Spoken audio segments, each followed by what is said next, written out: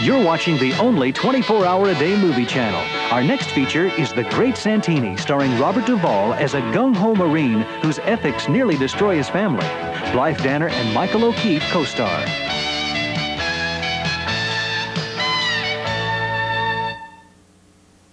Once all Europe had trembled at his name. Empty there. Now he was gone, and they would tremble no more. But If France's greatest detective is missing, then get the world's greatest detective to find him. And how do you find the world's greatest detective? By computer. Ladies and gentlemen, I give you Officer Clifton Slade. I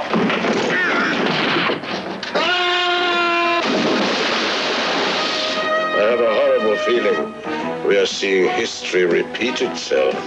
the crooks of Europe may have cause to tremble once more. Is that slay as in kill? No, it's sleigh as in one horse open. David Niven, Capuchin, Ted Wass, Robert Wagner, Herbert Lom come under the curse of the Pink Panther on the Movie Channel.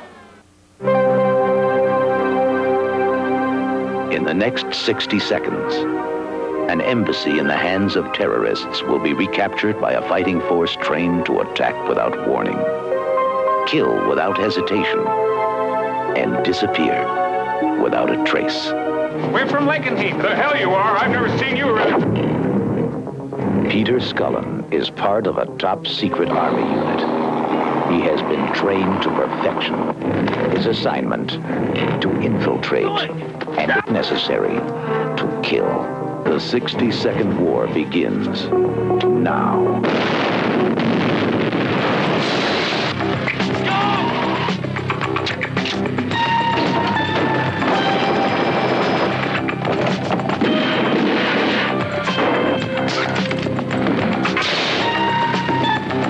The final option. Overland, by sea, by air, everyone saluting the Movie Channel's Friday Movie Madness. Even your friends aren't too high and mighty to love our weird and wonderful features each Friday night. Show some respect. So for something way out, look up to Friday Movie Madness. It's off the wall. A little something extra. Following Drive-In Theater on the Movie Channel. The House of God. It's bigger than all of us. Friday, August 24th at 11:45, 10:45 Central on the Movie Channel.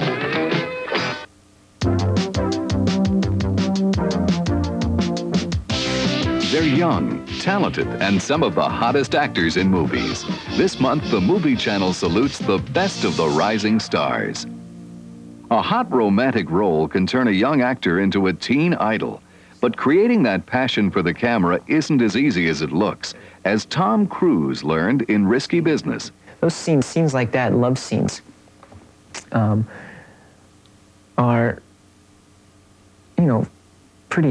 the hardest scenes to do, I feel.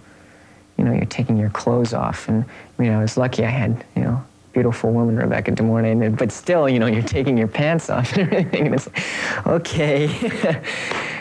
But I was fortunate. Paul Brickman, very sensitive, very talented director, and I really trusted him.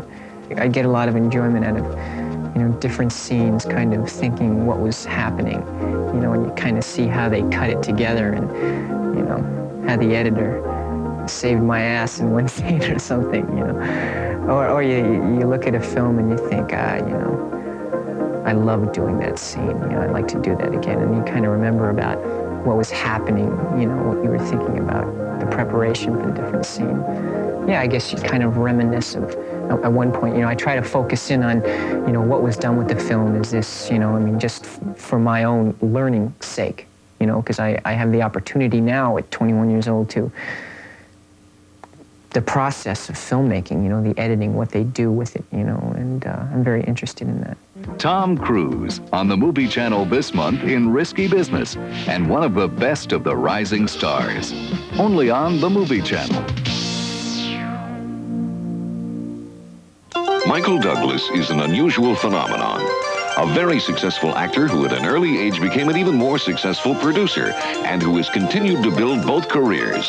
With a start in New York theater and some leading roles in film, he joined the cast of the hit TV series The Streets of San Francisco. It was during his 4-year tenure there that he asked his father, movie star Kirk Douglas, to lend him the rights to One Flew Over the Cuckoo's Nest, a novel the elder Douglas had tried for years to put on the screen. Michael had better luck. It took 6 more years, but the result was a smashing success, a winner of 5 Academy Awards. Yet producing a second film turned out to be almost as difficult. After the rush, after the big success, the stars are now bigger stars of your film. The director is now a hotter director as a result of your film. And so they are, you know, right on the edge because there's another producer now who now wants that actor or that director for his project. And so their careers like take off. When you're producing, you sort of like, the race is over and you're out of breath and you're the one who has to initiate another project. Certainly a studio may want you here, but it's your energies again to start this whole chore. In part because of its controversial subject, a near catastrophe at a nuclear power plant, Douglas's next project proved to be another test of his perseverance. You got to treat a movie like a love affair. You got to be in love with a picture, like you're in love with a woman. It's a relationship. It takes so much energy and time that the worst thing in the world is to be falling out of love partway into the relationship. You've got to see it all the way through. But once he had seen it all the way through, The China Syndrome became another big hit and was nominated for 3 Academy Awards. Romancing the Stone, which he chose to do next, was quite different from the 2 very serious films he had produced before. I think it's true after making films like Cuckoo's Nest and The China Syndrome, I was sort of geared up for finding another social redeeming value, entertaining project, and it bogged me down for a while because I found nothing of any serious consequence that could be entertaining to make. So Romancing the Stone, which I've actually had for 5 years and have always been flirting with it and trying to do, and felt just like an actor likes to do different types of parts. As a producer, I thought it'd be fun to do a entertaining, fun, romp, romantic adventure. In addition to producing Romancing the Stone, Douglas played the leading man.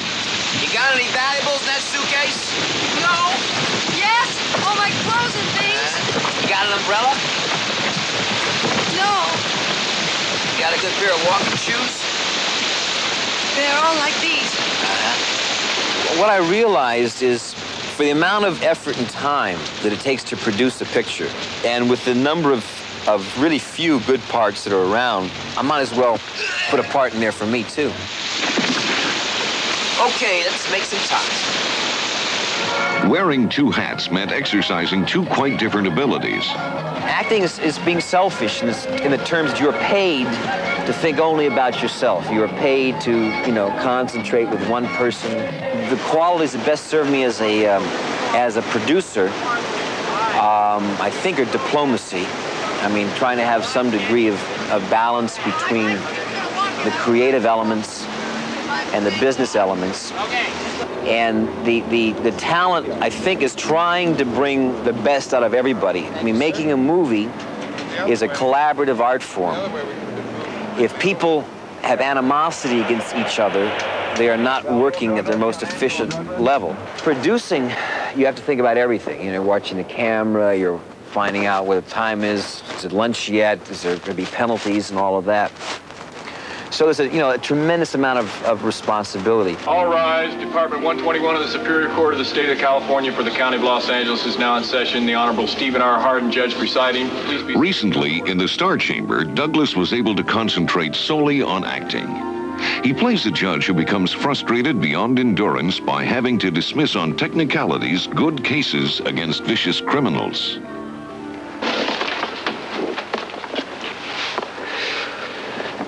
He's Max's age.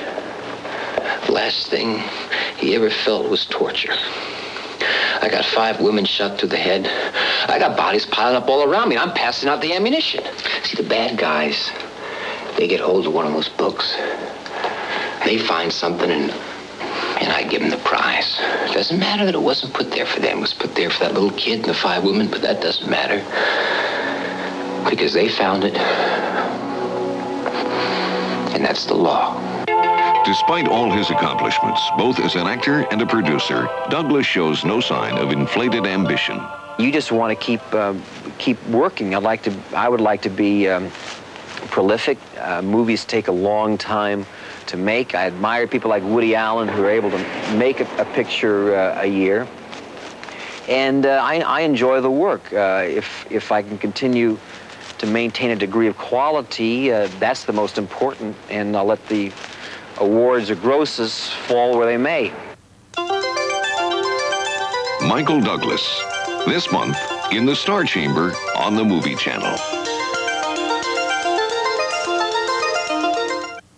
Question: what's scaly, has big brown eyes, and can swallow Japan with a glass of water? It must be Godzilla. That's right, Godzilla. Just one of the stars of the Movie Channel's incredible Monster Movie Marathon. All day long, Saturday, August 25th. Enjoy memorable faces, like these.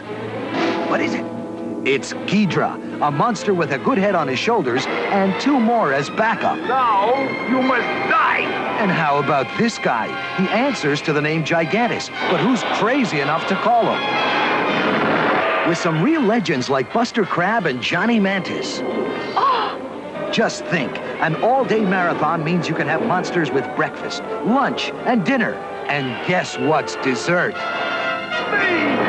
We're the Medved Brothers, hosts for the Movie Channel's exclusive Monster Movie Marathon. It's coming to get you Saturday, August 25th. Only on the Movie Channel.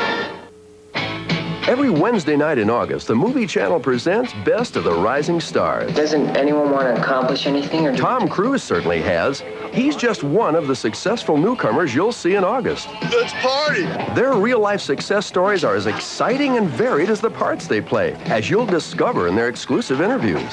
All of a sudden, I had this part. Now, 12 agents are calling me up. Wednesday, August 29th, Matthew Broderick is a computer whiz kid. You got something. In the blockbuster of computer brinkmanship. War Games, Wednesday, August 29th at 10, 9 Central on the Movie Channel. Negative, this is not an exercise. You serious? Where's Harriet? Jenna Rollins is Gloria. I don't want to die. What do I do with you? You know, you're not my family or anything. You're just a neighbor's kid, right? Gloria, you know, we're not interested in you. All we want is the book and the kid. What you gonna do? Shoot a 6-year-old kid on the street?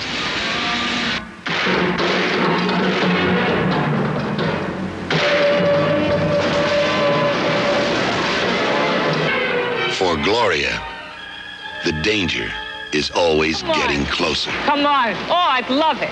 Come on. Don't hang back. I'd love it. I got a 6-year-old kid over there that had his whole family murdered by you punks. Jenna Rollins You punks! is Gloria. Tonight on the Movie Channel, The Ruling Class, 8 Eastern and Pacific, 7 Central. Followed by The Sender, 10:30 Eastern and Pacific, 9:30 Central.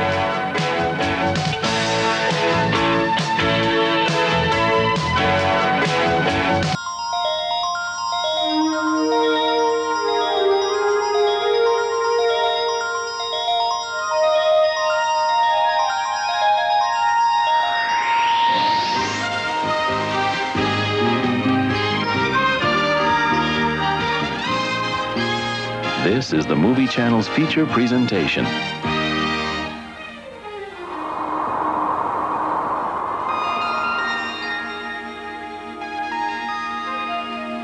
This picture has been rated PG by the Motion Picture Association of America.